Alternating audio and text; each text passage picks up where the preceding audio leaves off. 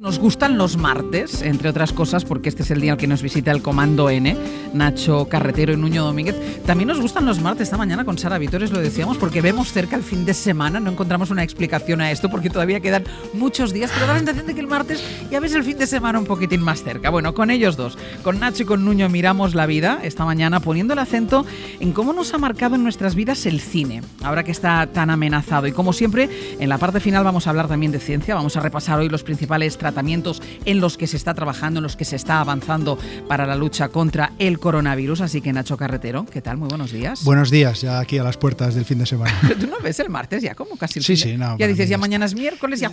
Esto ya echamos la semana, ya está hecha la va semana. para abajo Ya esto. está. ¿Y tú, Nuño, qué tal? Buenos días. Los martes son los nuevos viernes ya. Yo cuando salimos de aquí, cuando salimos de la sección ya es, bueno, pues ya está, ya echamos claro. la semana. Sí, bueno, así se... Bueno, ¿os gustaba ir al cine cuando erais pequeños? Nacho, ¿te gustaba ir al cine? Sí, cuando era pequeño iba menos de lo que quisiera, pero me encantaba, era la experiencia ir al cine. ¿Y tú, Nuño? Muchísimo. A mí mi madre me llamaba mucho a las sesiones dobles, que Claro. te ponían una película un poco floji y luego ya la buena. Claro, dos películas. Qué dos mayores películas. somos. Vamos a hacer una cosa, vamos a viajar un poquitín en el tiempo. Le hemos pedido también a los oyentes que viajen en el tiempo. Nos vamos a meter en un cine y vemos que están poniendo esta película. Nunca has querido mi amistad. Te asustaba tener relación con nosotros. No quería correr ningún peligro. Ya entiendo. Tenías tu negocio, la vida te iba bien, la policía velaba tu sueño con la ley y no me necesitabas. Pero ahora vienes a mí a decir, Don Corleone, pido justicia. Y pides sin ningún respeto. Ni siquiera me llamas padrino. ¿Por qué te impresionó tanto ver El Padrino, Está Nacho? Vito Corleone hablando Ahí está, con miau, Bonasera. se ha oído hasta el gato. Miau. Sí, es la escena con la que empieza El Padrino. Me impactó mucho y eso que yo, bueno, soy más joven, entonces yo no vi el estreno del Padrino en cine, pero sí que me recuerdo que fue una de las pelis que más me impactó cuando era chaval, en una reposición que hicieron, no me acuerdo de dónde fue, una exhibición que hicieron del Padrino Pero en fue en pantalla el grande. cine. Sí, en una sala de cine pequeñita. Y en realidad yo llevaba ya tiempo con cierta inquietud de pues, ciertos temas que me interesaban, ya empezaba, yo apuntaba maneras de las mafias, del crimen organizado, también de Italia, me fascinaba todo el tema italiano. Y cuando vi El Padrino fue como una revelación que es esto cuando te interesa un tema y de repente ves una peli que lo plasma perfectamente. Sí. Es como un viaje en el tiempo, es como introducirte en la realidad de aquello que llevas leyendo tiempo y que no has terminado de dar forma. Y esta peli cobra esa forma y a mí me impactó, me quedé ahí, la vi que como si hubiese durado 10 minutos. A partir de ahí ya es difícil de contar las veces que la pude ver. La has vuelto a ver muchas veces. Bueno, está gastada. Este diálogo que escuchábamos me lo sé de memoria. Te lo sabes, de hecho me has dicho, este es el día de la conversación. Sí, Bonasera es el otro el que claro, habla claro. Y le está pidiendo ayuda para vengar una paliza que le dieron a su hija. Pero no solo El Padrino. Déjame añadir otras dos pelis que me marcaron para siempre. Una en el sentido negativo, que es E.T., Sí. En el sentido negativo porque a mí E.T. me causó un trauma, pero un trauma. A mí me dio terror. El bicho en sí me dio pánico. ¿Eso tan tierno? Es que eso, ¿ves? Eso siempre se dice, pero si E.T. era bueno, E.T. era tierno. Yo iba con ese mensaje, ¿no? E.T. es bueno, E.T. Yo salí diciendo, este ser horroroso, si aparece en mi habitación, yo me muero. Y estuve, no te exagero, yo toda mi infancia, 4 o 5 años... con miedo, pánico. La oscuridad a mí me daba miedo porque si aparecía E.T. A mí me dejó un trauma infantil. Y luego, por último, otra peli que me marcó muchísimo es Parque Jurásico. Parque Jurásico fue una peli que era una época que yo estaba obsesionado con los dinosaurios, era un auténtico friki de los dinosaurios y me pasó un poco como El Padrino. De repente ver Parque Jurásico, ver dinosaurios de verdad, hasta tal punto que yo obligué a mis padres un lunes, porque se estrenó un viernes, el fin de estábamos fuera, y cuando llegamos un lunes por la noche los arrastré a ir a ver Parque Jurásico. Tiene mucha ciencia Parque Jurásico, el rollo del ADN, sacarlo de un mosquito que estaba atrapado en ámbar. Pero yo, conociendo a Nacho, creo que él no prestó atención a esto cosa del ADN, en la bestia. Mira, nos vamos a poner otra vez dentro de un cine, también en el pasado, para escuchar esto. 30 de mayo, Castillo Drácula. Pienso cosas extrañas que no me atrevo a confesar a mi propia alma. El conde, su forma de mirar el retrato de Mina, me llena de pavor. Como si yo tuviera que jugar un papel en una historia que me es desconocida. A ti, Nuño, te marcó esta, Drácula, de Francis Ford Coppola. Sí, porque yo creo que fue de las primeras películas que ya vi en el cine con cierta edad, pues no sé qué tendría, 12, 13 años. Y claro, es una película que tiene tantas cosas, es tan sensual, tan oscura, pero tan bonita a la vez, porque el director, que es vemos que con Nacho vemos que tenemos gustos comunes.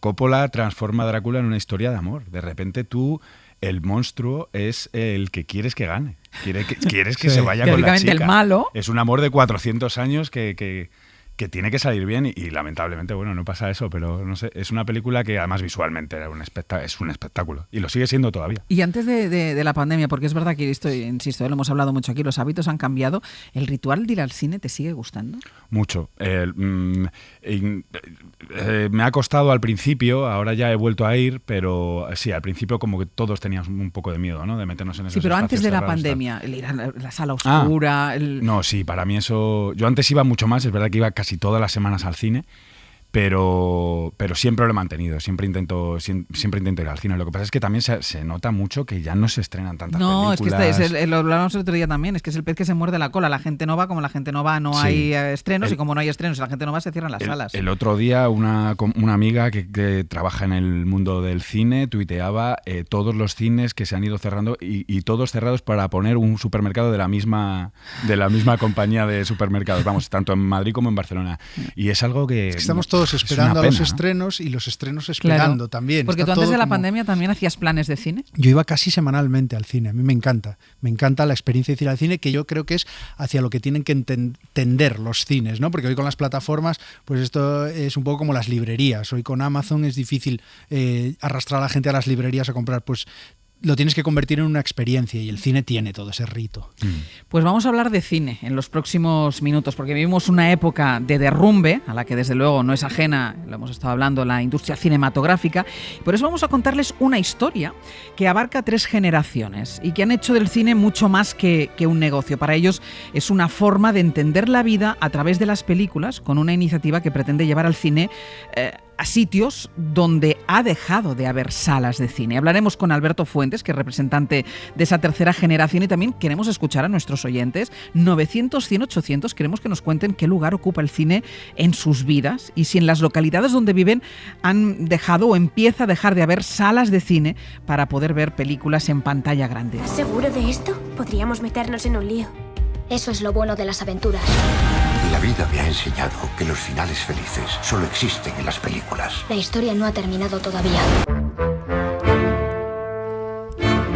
10 y 19 minutos de la mañana, 9:19 en Canarias. Hablamos esta mañana con Nacho Carretero y con Nuño Domínguez de la importancia del cine en nuestras vidas. No sabemos si los cines tendrán un final feliz, esperemos y deseamos que sí, aunque la pandemia nos ha traído una realidad muy preocupante. Miren este dato, solo en nuestro país, desde la llegada del coronavirus, han cerrado hasta el 70% de los cines. Algunos han cerrado de manera definitiva, otros lo han hecho de forma temporal, como han hecho, por ejemplo, la mayoría de los cines Yelmo, que son los líderes en exhibición en España. Hace unos días hablábamos con Fernando Évole, con director general de esta compañía y vicepresidente de la Federación de Entidades de Empresarios de Cine de España, y lo contaba así. Vamos a mantener abiertos en Madrid 8 cines y 2 cines en Canarias, de los 6 que tenemos. En total tenemos 52 cines en toda España y de momento mantenemos Madrid porque queremos mantener la posibilidad de ver si hay algún, como decís vosotros, luz, ¿no?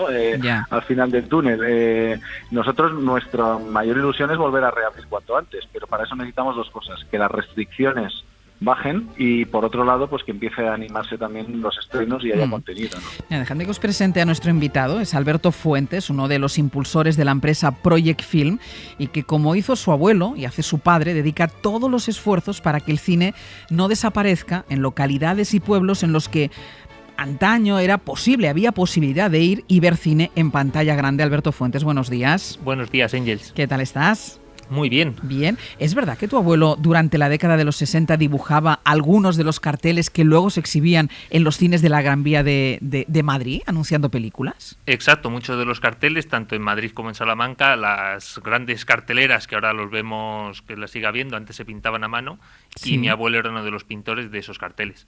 Aquí los muchachos no deben recordarlos porque los habréis visto de coleccionista. Pero no, sí que me acuerdo. De hecho, me acuerdo de una excursión en el cole a Madrid y pasar por Gran Vía para ver los carteles pintados. Sí. Era como patrimonio de la ciudad. Pues alguno de esos carteles los pintó el abuelo de Alberto, que quiero que escuches, Alberto, una secuencia de esta película. Lástima problema. Si llego a saberlo, voy. No es necesario. Mañana publicarán los periódicos esas impresiones. Le felicito. Soy redactor de la prensa local. Quiere contestarme a varias preguntas. Pero oiga, ¿cómo sabía usted que yo iba a ganar el premio? Cuando quedaron 2 horas salí del hotel con un colega. Él fue a casa del finalista. Yo vine aquí. Pudo ser al revés. Siéntese, por favor. Como ve, he acertado. Acabo de enterarme al mismo tiempo que usted. Esto es charlatán. Con permiso. Con permiso. Perdone, tengo muy poco tiempo. Así no vamos a ninguna parte. ¿Contento por el triunfo? ¿La reconoces, Alberto? Pues la verdad que, vamos, me puedo imaginar, pero no la reconozco.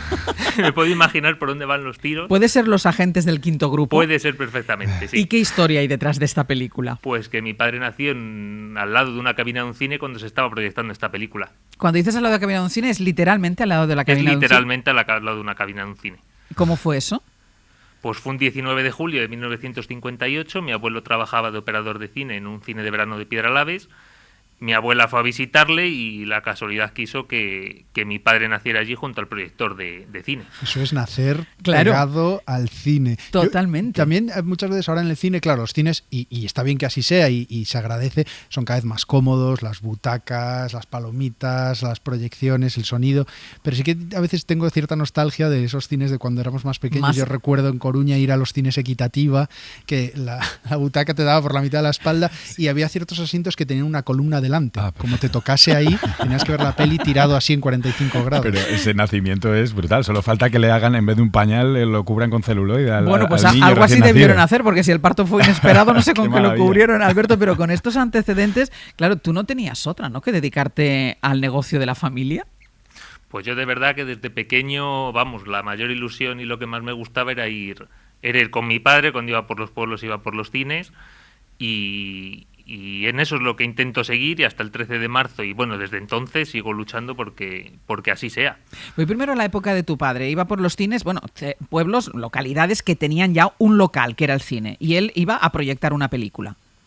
Exacto, bueno, mi padre iba tanto a pueblos que tenían un local y iba cobrando entrada, a los pueblos de la provincia de Salamanca. Luego ya sí que lo hizo de una forma un poco más estable en diferentes pueblos de Castilla y León. Llegó la crisis de cuando salió el DVD, Internet, muchas de esas salas se tuvieron que cerrar, y a partir del 2010 también con la llegada del digital, que era posible llevarle el cine de estreno a pueblos, siempre haciendo una inversión en el equipamiento, pues volvimos a retomar un poco eso de llevar el cine a los sitios donde los habitantes de esos pueblos no tienen facilidad para poder disfrutar de una película de estreno.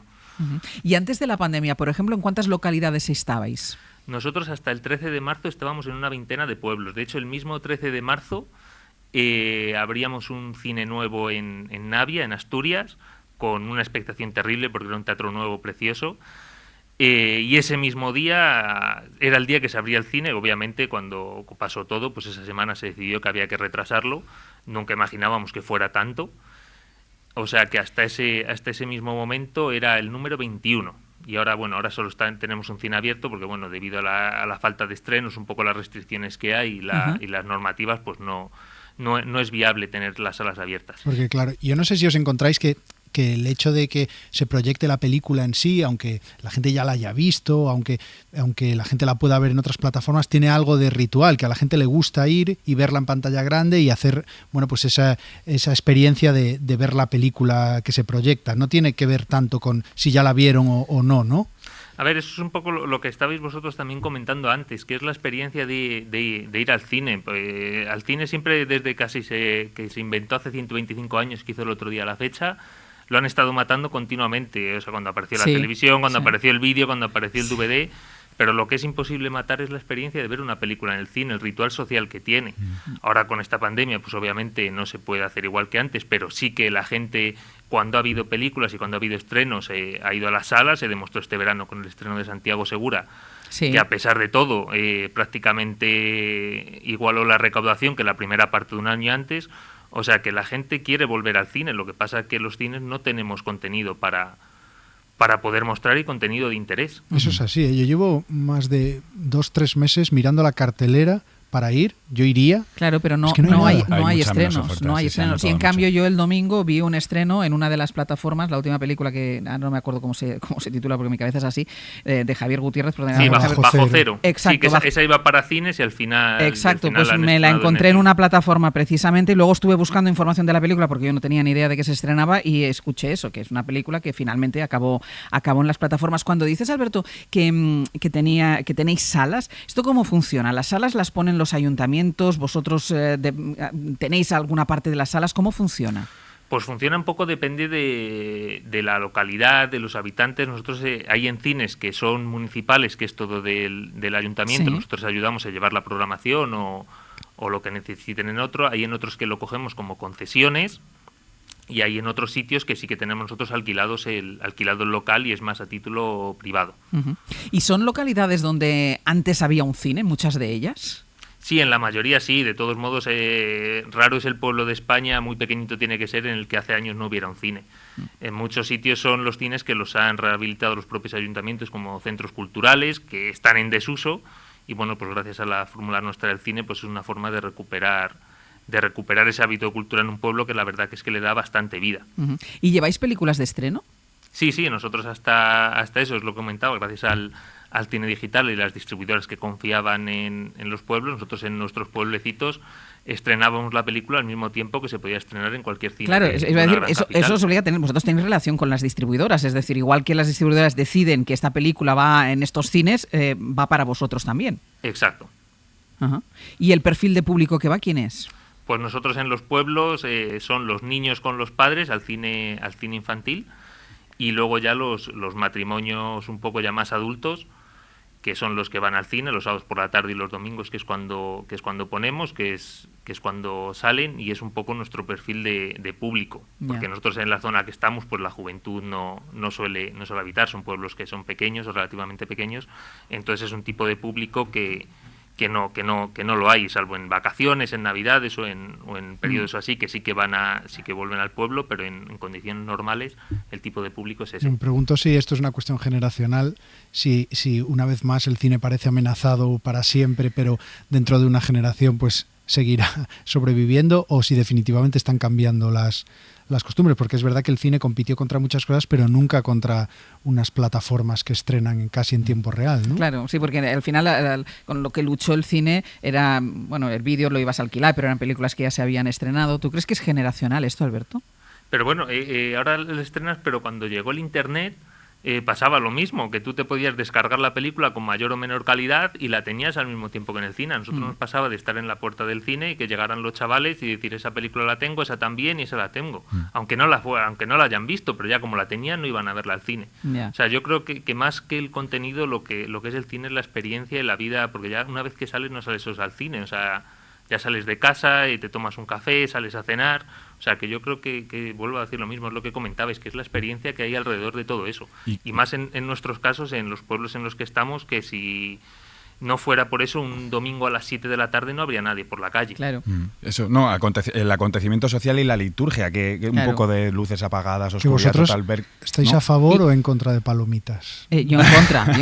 Sí. Yo en contra de palomitas. Yo a favor, ¿eh? ¿Y yo a Depende favor de palomitas? Es que cada género pide palomitas o no, ¿no? Alberto, ¿a favor o en contra? Nosotros a favor, pero también porque hay que decirlo que es una ayuda para los Claro. cines el hecho de tener el kiosco, pero que si no va gente al cine, por mucho que vendamos palomitas, tampoco nos van a ayudar. Y yo voy a poner un argumento más a favor de ir al cine, que es que yo cuando veo las películas en el sofá de casa me duermo.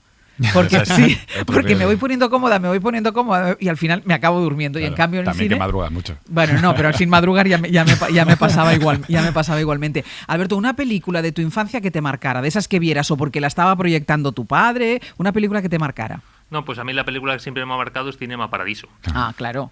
No podía ser otra, está claro. Claro, antes le iba a decir que todo lo que haces es que recuerda muchísimo a esa película. Claro, o es sea. que yo estaba pensando, y viajáis en una furgoneta, yo me lo estaba visualizando, pero a lo mejor no es tan romántico como esto. Hombre, pues nosotros, además de los cines que estamos en los pueblos, que eso están de forma estable, nosotros en verano, y además este verano ha sido un poco lo que nos ha dado fuerza para poder seguir, llevamos el cine de verano por los pueblos, es decir, los ayuntamientos nos contratan y lo adaptamos en plazas de toros, en frontones, donde casi nos mandan. Y es un poco lo que comentabais antes de que ves a la gente que va en algunos pueblos ponen sillas, pero al final va la gente con la silla de su casa, los chicos de las peñas se llevan su sofá. Y es una experiencia porque además un poco en lo que comentabas, que no es igual ver una película en la tele. Yo te puedo decir que el verano pasado, por ejemplo, la película de Campeones de Javier Fesser la proyecté pues más de 40 veces, todas las noches. Y en cada pueblo era totalmente diferente. Claro. O sea, era como si fuera otra película, la gente se ría de otras cosas o veías otro detalle. Bueno. Y eso en casa, por mucho que la veas, nunca te va a gustar lo mismo.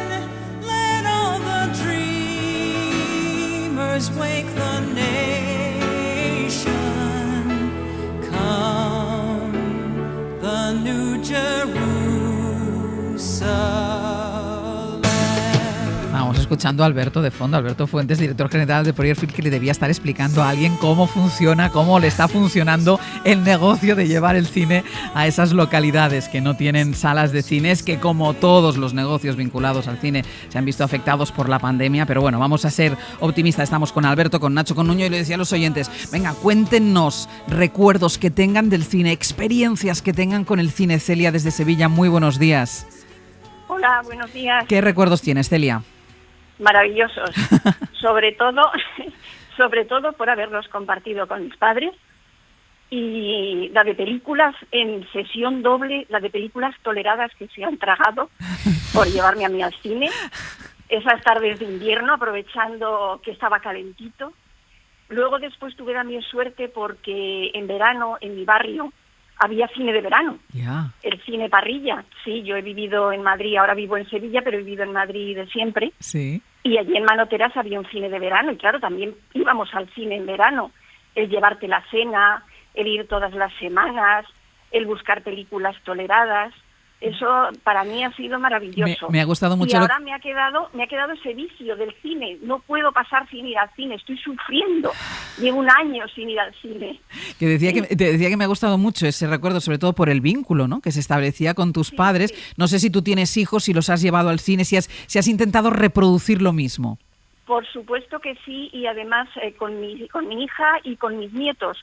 Y tengo un recuerdo que le comentaba a vuestro compañero maravilloso de este verano pasado, que como se suspendieron todas las fiestas patronales en todas partes, en toda España, en Guadalajara estábamos en mi pueblo, que es un pueblo súper diminuto, y la Diputación, los ayuntamientos organizaron cine de verano para los niños, sí, para tenerlos entretenidos.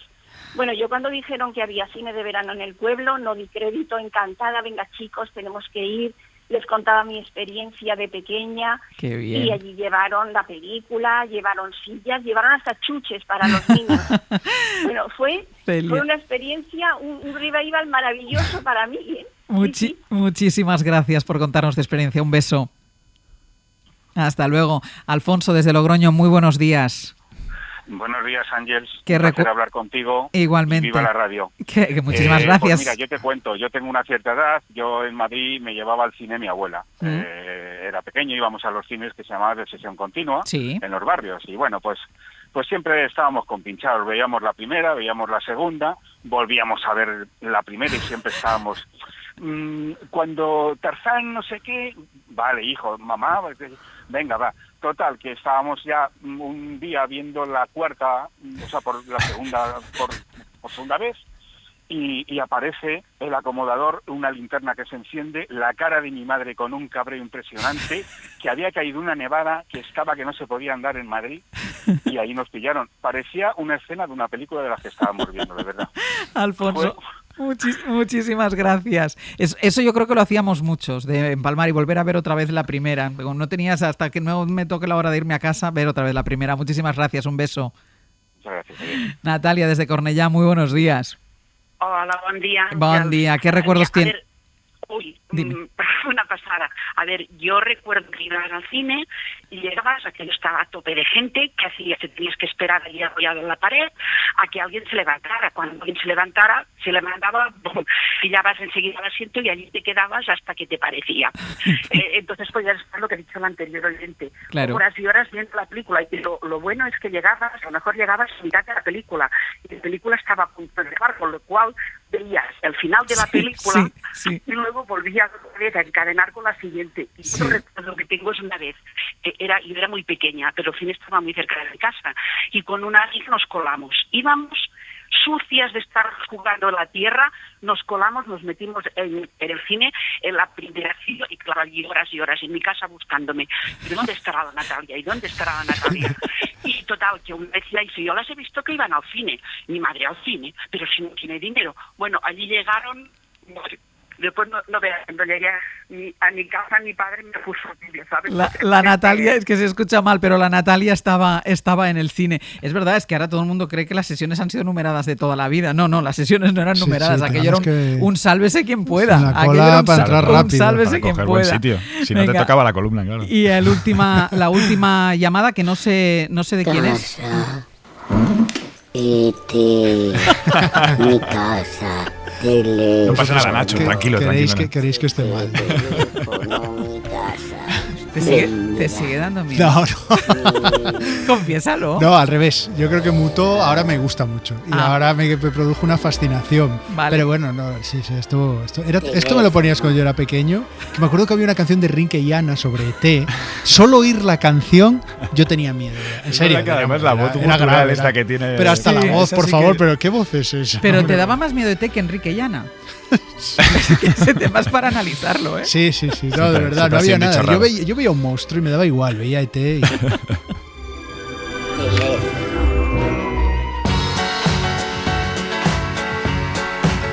En la cadena SER. Hoy por hoy. Àngels Barceló.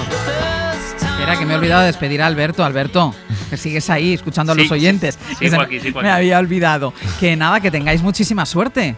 Muchas gracias. Y podéis proyectar ET si queréis. Este verano la hemos proyectado al aire libre en un barrio de Salamanca. Pues cuando la vuelvas a proyectar nos avisas, que mandamos a Nacho por esas terapias de choque, para que él vaya, terapia de choque, y se enfrente a sus fantasmas con ET. Muchísimas gracias, un beso. Gracias a vosotros. Hasta Adiós. luego.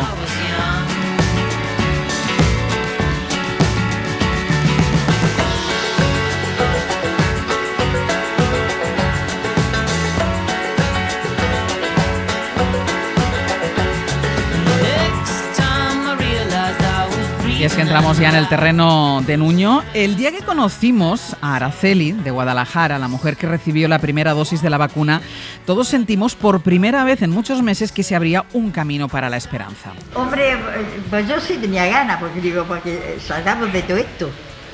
A ver, pues sí, claro que es importante. Yo creo que sí. Es muy importantísimo. Que esto se acabe y que termine todo y que podamos salir y hacer la vida normal. A ver, el mes largo que ha pasado desde aquel momento nos ha sumido a todos en un estado de incertidumbre del que aún no hemos podido salir, pero en todo este tiempo sí ha habido avances, porque los hemos ido contando, avances en distintos tratamientos de la enfermedad, y es de ellos de los que hoy queremos hablar, porque, Nuño, es verdad que tengo la sensación de que hemos prestado mucha atención a las vacunas, hemos estado muy pendientes del funcionamiento, de la eficacia de las vacunas, del inicio de la vacunación, ahora de si llegan, de si no llegan, de la negociación, pero tengo la sensación que los tratamientos que sí, que vamos contando, pero se nos van pasando, y también se ha ido avanzando en el tratamiento del coronavirus. Sí, pero se ha avanzado mucho menos, porque también es mucho más complicado, o bueno, ha resultado más complicado. Las vacunas han salido excepcionalmente bien, lo hemos hablado aquí muchas veces. Las vacunas de ARN han sido han supuesto un antes y un después. Pero claro, con los tratamientos ha sido un poco prueba y error. Era muy difícil diseñar y hacer ensayos clínicos en medio de una pandemia a la que nunca nos habíamos enfrentado, y entonces solo han ido saliendo muy poquitas cosas. Tenemos algo para salvar vidas en las últimas fases de la enfermedad, que realmente ya ahí el virus no importa tanto como la reacción del sistema inmune, y luego alguna otra cosa para darla antes, pero no funciona para todo el mundo y no funciona demasiado bien.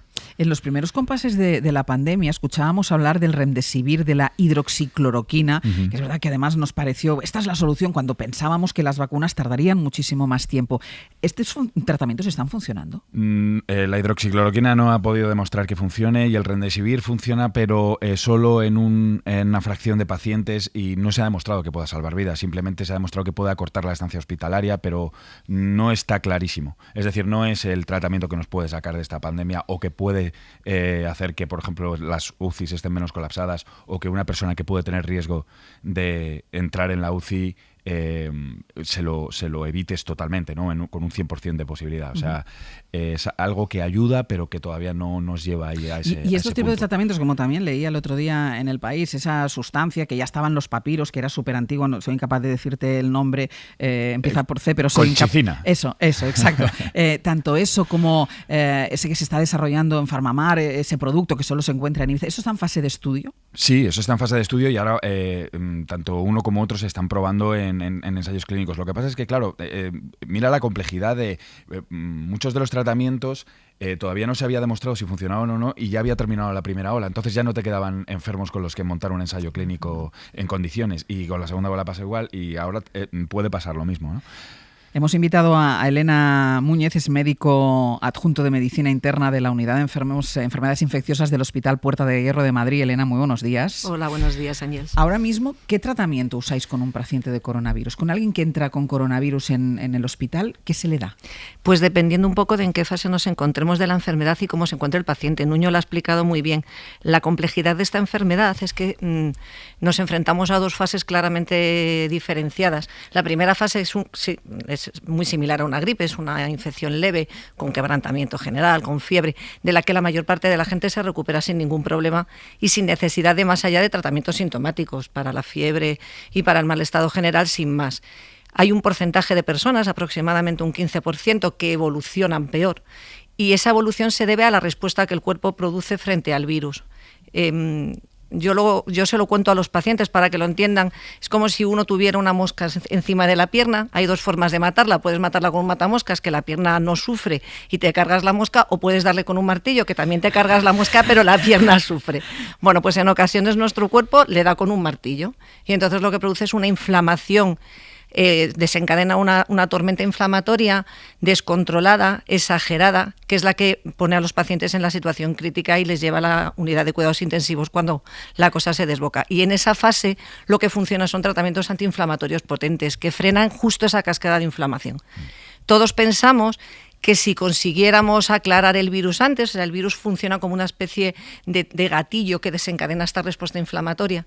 Probablemente si consiguiéramos aclarar el virus antes, consiguiéramos que desapareciera antes del cuerpo, a lo mejor no se podría desarrollar esa fase. Por eso, por un lado, funcionamos con fármacos antivirales que funcionan en esta primera fase y que aún no tenemos ninguno claramente eficaz, porque para desarrollar un nuevo fármaco hacen falta 10 años por delante de los que no disponemos.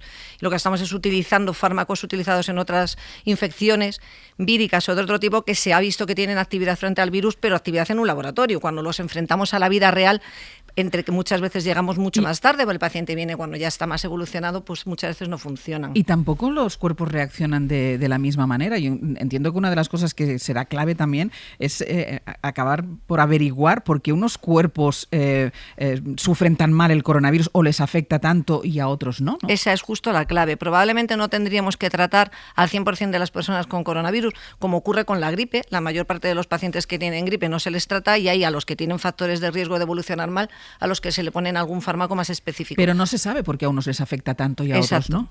Eso es justo hay varias líneas de investigación abiertas y una de ellas es esa, descubrir cuáles son los factores pronósticos que predisponen a esa evolución. Y ahí es donde deberíamos actuar, en esos pacientes. Supongo que ahora mismo cada vez que os van llegando enfermos, vosotros vais intentando identificar esos patrones, ¿no? Tanto genéticos como de estilo de vida. Bueno, el otro día no sé si hablábamos de ello, los hombres tienen más propensión a tener enfermedad complicada, ¿no? Sí, la naturaleza siempre protege a las mujeres. Afortunadamente.